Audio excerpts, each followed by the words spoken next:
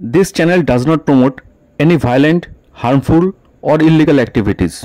All content provided by this channel is meant for an educational purpose only.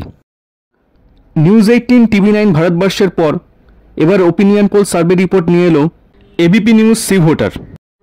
ইতিমধ্যেই 2024 লোকসভা নির্বাচনের জন্য পশ্চিমবঙ্গের সবকটি কেন্দ্রে প্রার্থী ঘোষণা করেছে তৃণমূল কংগ্রেস।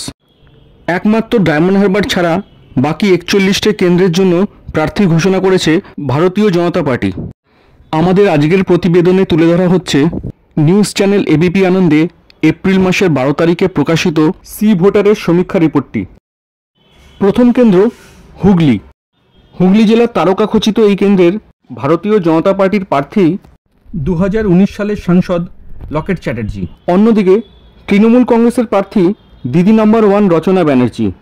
সি ভোটারের ওপিনিয়ন পোল বলছে ভারতীয় জনতা পার্টির প্রার্থী লকেট চ্যাটার্জি এই কেন্দ্র থেকে 3% ভোটে এগিয়ে থাকবে। অর্থাৎ বলাই যায় এই কেন্দ্রে লড়াই হতে চলেছে হাড্ডাহাড্ডি।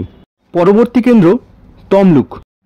পূর্ব মেদিনীপুর জেলার অন্যতম এই হেভিওয়েট কেন্দ্রের ভারতীয় জনতা পার্টির প্রার্থী অবসরপ্রাপ্ত বিচারপতি অভিজিৎ গাঙ্গুলি।